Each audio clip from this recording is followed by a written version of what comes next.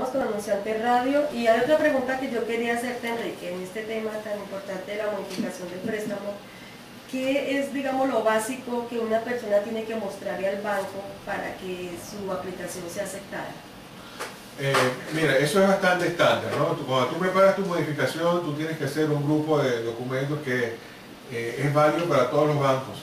Tienes que tener tu sobre de pago, tus últimos 2 meses de sobre de pago. Tienes que tener los taxes, tus declaraciones de impuestos de los últimos 2 años. Tienes que incluir también ahí el seguro de tu propiedad, cómo estás tú con el seguro, el pago del seguro de tu propiedad, el último estado de tu mortgage. Y en el caso, si eres una persona autoempleada, tienes que hacer el estado de ganancias y pérdidas de los últimos 3 meses. Entonces es algo bastante estándar, ¿no? O sea que pues no parece tan difícil, ¿no? No, lo importante es saber qué es lo importante, qué es lo que están evaluando en cada...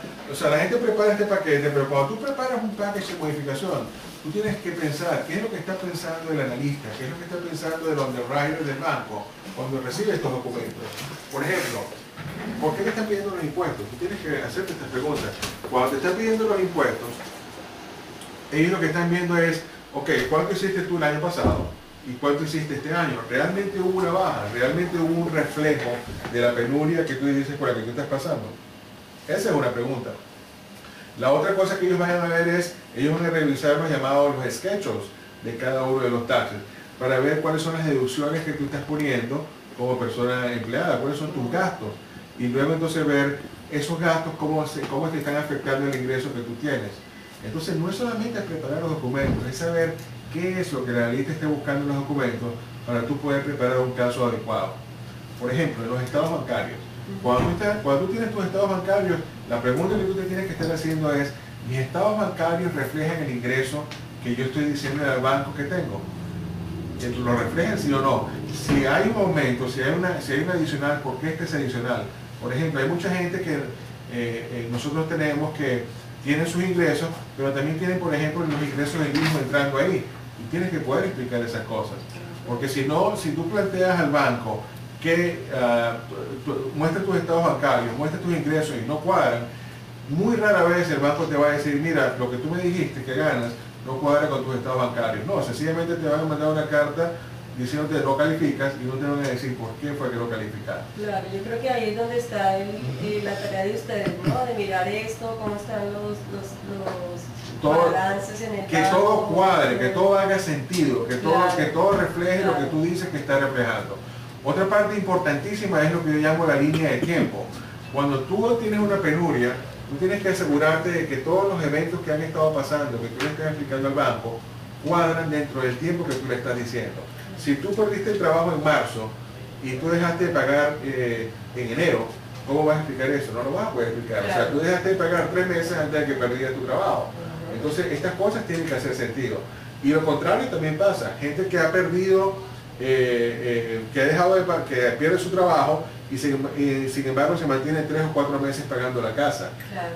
Entonces el banco puede creer que tú tienes otro ingreso. Claro. Y tienes que demostrar que, mira, no, la manera en que yo pagué la casa fue a través de ahorros o a través de tarjetas de crédito. Todas estas cosas tienen que enmarcarse y cuadrar y reflejar la historia que tú estás pasando para que realmente el banco considere tu caso. Claro, ahí está. Y bueno, entonces les recordamos el teléfono donde van a poder comunicarse contigo para el 407-249-0532. Y recuerden, yo sé que les estamos dando un montón de información que tienen que tomar en cuenta, pero toda esta información está claramente detallada en el programa de video totalmente en español que hicimos para la gente, para que ellos puedan preparar su caso por sí mismos, o si quieren tener una idea general y luego entonces contactarnos para que nosotros los asistamos a preparar el caso.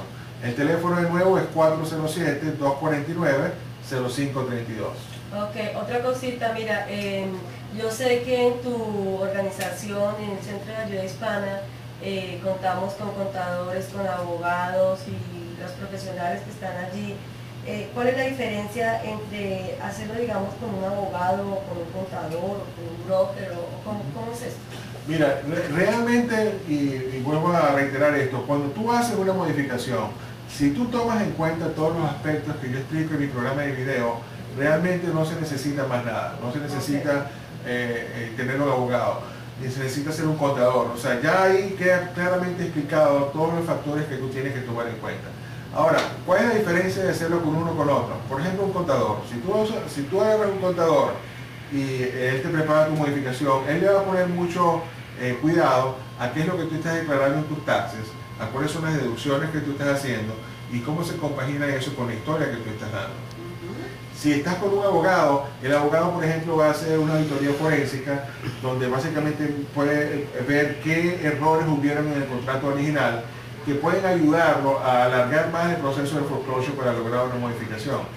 Pero de nuevo, si ya tú conoces todos estos detalles, y obviamente nosotros ya lo conocemos, nosotros podemos preparar un caso que ya tome en cuenta todos estos factores, tanto los factores que va a tomar un contador, como también los factores que va a tomar un abogado. La otra parte importante... Perdona, ambos son importantes. Por desde supuesto, el punto de vista exactamente, lo importante es que tú encuadres todo, o sea, que encuadres tanto lo que va a tomar un contador como lo que va a tomar un abogado. Claro, y perdona que te interrumpa una cosita, pero esto es algo importante, la persona está en foreclosure, entonces va a poder ir a tu oficina y tú vas a poder parar ese proceso de banco. Exactamente, la parte del manejo del proceso de foreclosure es una parte bien importante. La gente cree que es una cuestión así de ciencia de cohetes y no es así. Sí, yo pensaba que ya cuando la persona está en un proceso de embargo ya no había más que hacer. No, mira, nosotros hemos parado ejecuciones, ventas de casa, media hora antes de que suceda. Así de efectivo se puede hacer esto, ¿okay? Nosotros hemos logrado parar casos que están a 2 horas de que se vaya a vender la casa y hemos logrado un acuerdo con el banco y el banco pospone la venta, la echa hacia adelante y se logra la modificación. Qué bueno. Entonces, lo que quiero que entiendan es una cosa, con respecto al manejo del proceso de foreclosure. Nuestra experiencia en el Centro de Ayuda Hispana es que si tú preparas un caso y tú demuestras en la corte que en efecto tú estás trabajando con el banco, tratando de salvar tu casa, siempre hemos visto que el juez va a favor de la persona, va a favor del homeowner, va a favor del dueño de casa. Hemos visto que, por ejemplo, tú te presentas con un caso y el juez te da 3, 4, 5 meses más antes de poner una fecha de venta. Y eso es más que suficiente tiempo para lograr una modificación. Y hemos visto que cuando se está acercando el momento, se le vuelve a pedir al juez que por favor nos dé otra extensión porque el banco todavía se está tardando y se ha dado. Entonces, es cuestión sencillamente realmente este asunto de foreclosure, demostrar que estás trabajando con el banco, de demostrar que lo que tú estás haciendo tiene sentido. Y el 99% de las veces vas a tener a un juez contigo ayudándote a salvar tu casa. Claro, qué bueno que existen todos estos programas. ¿Estos programas estaban antes o realmente están desde cuando empezó? No, el programa Modificación de Préstamos es algo que realmente arrancó no con Obama. De hecho, nosotros comenzamos a hacer modificaciones un año antes del programa de Obama, cuando todavía nadie sabía lo que era una modificación. El programa comenzó como programas internos de los bancos, que comenzaron a salir con esta solución porque ya los short sales no eran una solución, las ventas de descuento no eran una solución, comenzaron a subir tanto en las cantidades de casas en foreclosure que estaban bajando demasiado los precios de las casas y ya era muy poco el dinero que estaban recuperando los bancos. A raíz de eso es que comienza a salir el proceso de modificación. Y realmente nosotros comenzamos ya en marzo del 2008, un año antes del programa de Obama, a hacer modificación.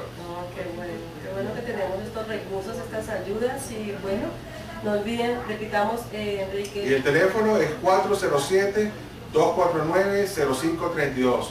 Nuestro website es centrodeayudahispana.com.